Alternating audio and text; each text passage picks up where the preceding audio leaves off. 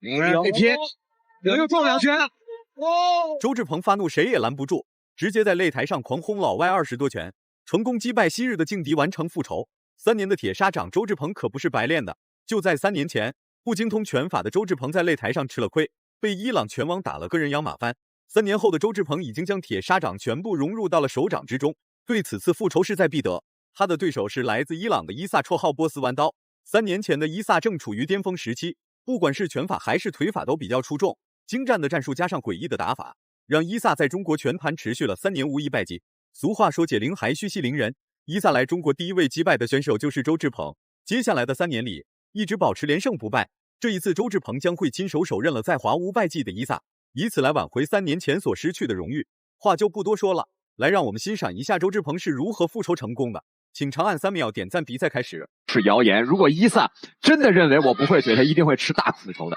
所以说呢，这个人呢，这个进步的一个很好的一个点呢，就是在于认识到自己的不足。是，其实呢，这个周志鹏啊，他的整个的这个今天这个比赛状态啊，从前面这个短片我们就能看出来，这个信心满满，精气神很好。是，伊萨呢，很多观众朋友们都知道，外号波斯妖刀，大轮摆。3年来，周志鹏不仅把拳法提升了一个高度，而且还把不擅长的腿法提升到了另外一个高度。时间虽然很长，但周志鹏的战术打法变得更加完善。面对曾经击败过自己的老外，周志鹏恨不得直接冲上前去重拳 KO 了他。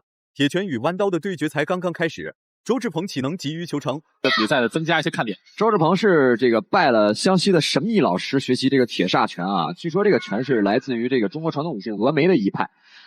对他认为对自己的这个搏击能力提高的是很大的。周志鹏本身是苗族人啊，对阵的这个伊萨呀，他的这个自己呢也是有着自己的这个突出的特点。是今天2位呢这个不同风格、不同的特点，这种对抗呢，我们希望在比赛上能够碰撞出火花，不要像刚才似的。俩人一直在虚晃，根本就没有实施任何动作。其后裁判对俩人警告了一番，毕竟俩人是第2次交手，对彼此还是有点略微了解。像当年这个可以让自己的儿子见证自己在擂台上的表现。那这场比赛呢，伊萨的战术呢，可能还会是以前这种比较诡异的6线的扫踢和摆拳为主。是，伊萨特别擅长的就是前手后扫腿和后手前扫腿这样的一个方式，就是对线的切。毕竟周志鹏曾经输给了伊萨，内心的疙瘩依然无法彻底根除。即便是苦练了3年铁砂掌，那也无法直接对伊萨展开全面进攻，只能稳于现状，慢慢适应比赛节奏。反观伊萨就像是一个攻无不克的坦克，攻防兼备的同时，还能持续逼近周志鹏内围做动作。这个比赛啊，这个对于运动员来说，他们这个身体的状况呢，这是要严格保密的。对，在得知这个消息的时候，我就不敢出酒店的门啊，为了保证自己不多嘴。那么周志鹏的拳法呢，是我们一直所看到的，表现得非常的犀利。是，而伊萨可是战胜过这个克劳斯，也在迪拜战胜过周志鹏。对啊，包括张德正啊、张晨宇等等，败给朋友。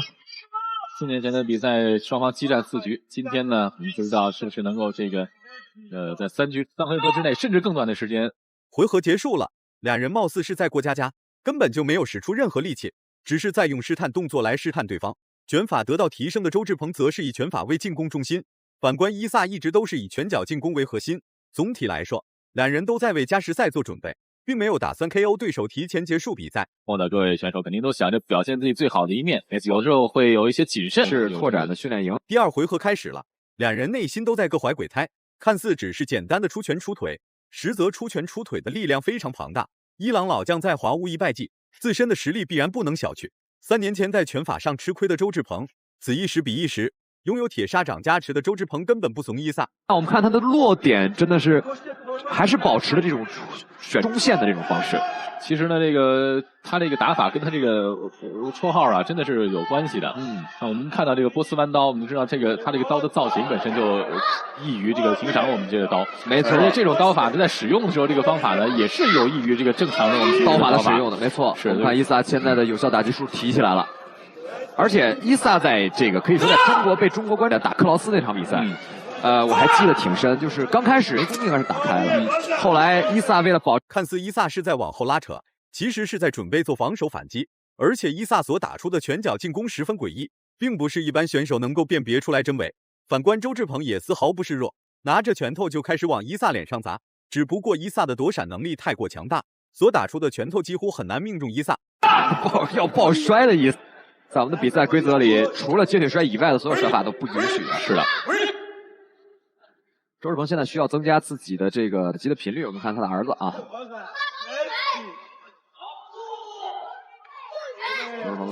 周志鹏这个小宝宝还在下面支招呢，老爸高鞭腿重拳。没错，周志鹏在换将。是。我们当然知道周志鹏肯定有自己的一套这个战术，包括他自己也是这个教练。扫踢，伊萨是想把体能留在第4回合的时候使用，反观周志鹏也在储存体能。毕竟伊萨所打的比赛几乎都是进入加时赛，周志鹏也不得不防一下。擅长腿法进攻的伊萨进攻攻势很凶猛，其实这些进攻还不足以让周志鹏知难而退，毕竟周志鹏是军人出身，半途而废可不是军人的作风。周志鹏内线，后手，对。伊萨指着周志鹏说：“你补我了，你补了我一下。”但实际上我们看出来周志鹏是收不住的。一扫，隔了一下。这是这个脚底还没有站好。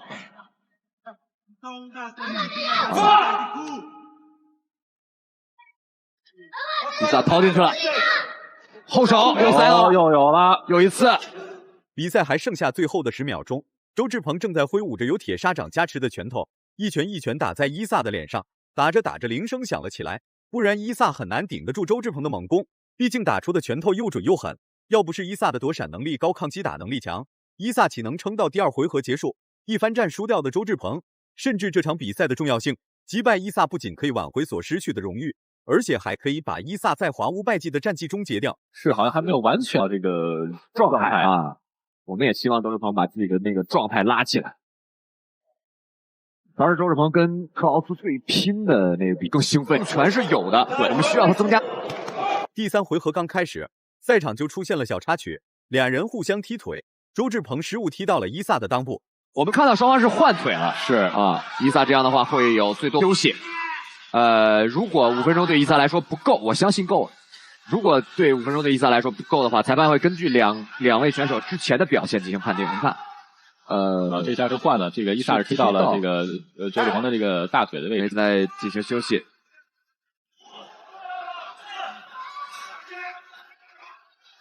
伊萨是充分的利用比赛规则，这也是一个特别大的特点。对，这个能在这个规则中有悖于有时候我们这个欣赏比赛这个准则。是的，伊萨扫踢。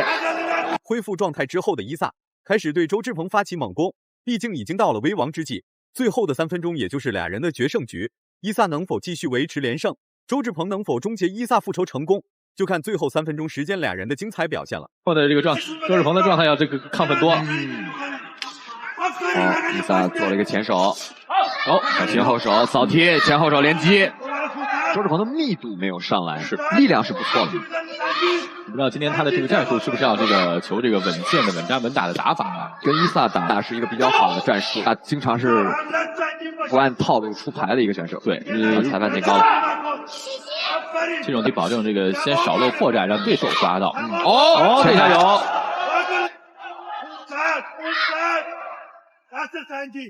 周志鹏的拳法确实增加了不少，打出的拳头又准又狠，而且力量也很足。打在伊萨身上，伊萨能实实在在感受到周志鹏拳头的分量。告了伊萨一次，你不能双手去搂抱。是，那其实周志鹏应该选择逼着伊萨跟自己打中近距离。对，伊萨一般天哪！嘿，这个周志鹏还有后脑着地的这个，去看看这个还好有没有这个震荡，有没有会影响。这伊萨确实啊，这什么招都有。中近距离跟伊萨对拼的话，其实对擅长腿法的伊萨依然在继续实施腿法进攻，主要是伊萨不擅长近距离换拳，只要进入到内围对抗，周志鹏就会即可对伊萨实施铁砂掌。比赛时间所剩无几，最后的时间周志鹏正在努力贴近伊萨内围做动作，试图获取更多的点数，避免进入到加时赛。嫌疑，但是因为是周志鹏前冲，对对方可以说是无益的。是。因为在规则当中呢，像这个后脑啊这些位置啊、裆部啊，这个都是要保护的。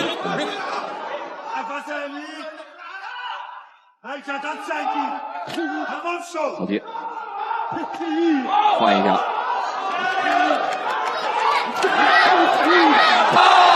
被击倒的伊萨正在被裁判读秒，这记拳确实给伊萨带来了不少创伤。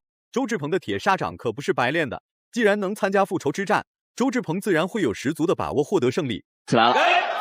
那这样的情况下，对于伊萨来说非常的不利。是这一回合是周志鹏妥妥拿下了。对，刚才的一个重击直接给了对方一个毒疤。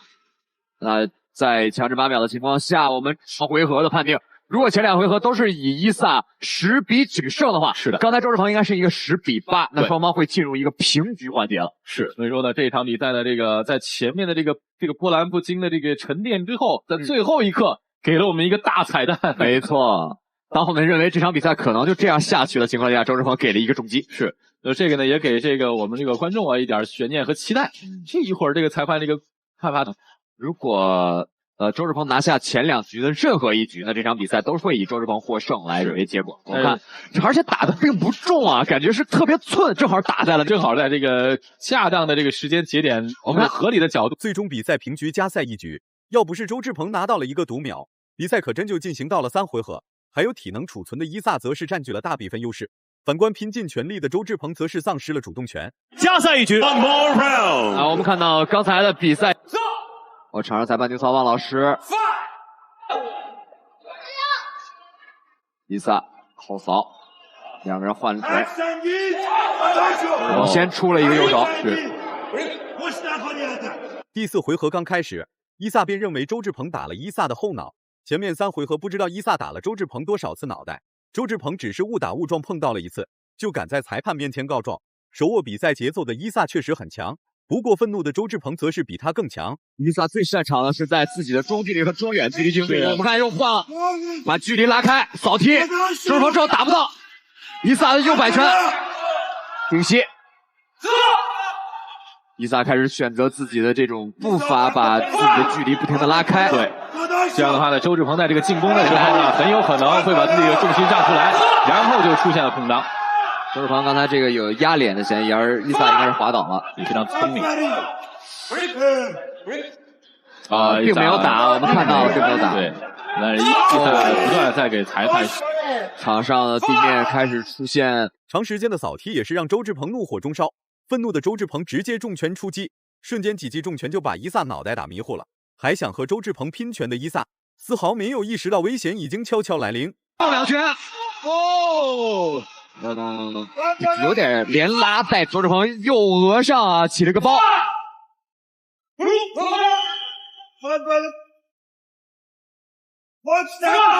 刚才应该是周志鹏前摔碰到了对方的膝上。对。打俯换扫踢，前后摆，伊萨连续大摆拳。周志鹏只要抢到中线，伊萨大摆拳的实力就会削弱。对。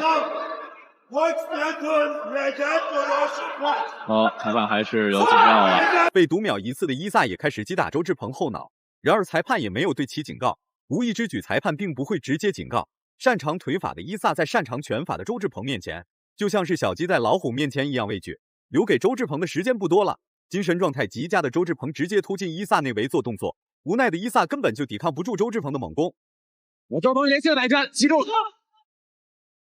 这个1分钱3分钟的时间，就看谁的时机了。对，裁判出不场问题啊，这个前后扫，伊萨现在主动进攻多少？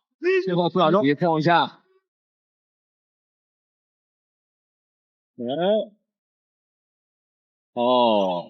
伊萨确实在这个最后的时候，这个体能也是有所下降，感觉上是周志鹏这一回合的有效打击数会更多一点，相对更主动一点。那么伊萨的扫踢依然是。比赛结束了，俩人最终对拼了4回合12分钟。总体来说，俩人应该只打了9分钟。第1回合的俩人几乎没有任何碰撞，甚至还让裁判警告了1次。这是头碰头撞到了这个周志鹏的额角上。是。我们看在慢放上可以看得比较清楚。对。周志鹏的有效打击数要多一点。所以在最后这一回合呢，伊萨确实在进攻上的这个是存在着一些问题的。伊萨的表现非常的出色，他把距离控制在周志鹏打不到他，他可以攻击周志鹏的这样的一个后期的这个节奏好像被周志鹏给打乱了，就是撞了这一下额角。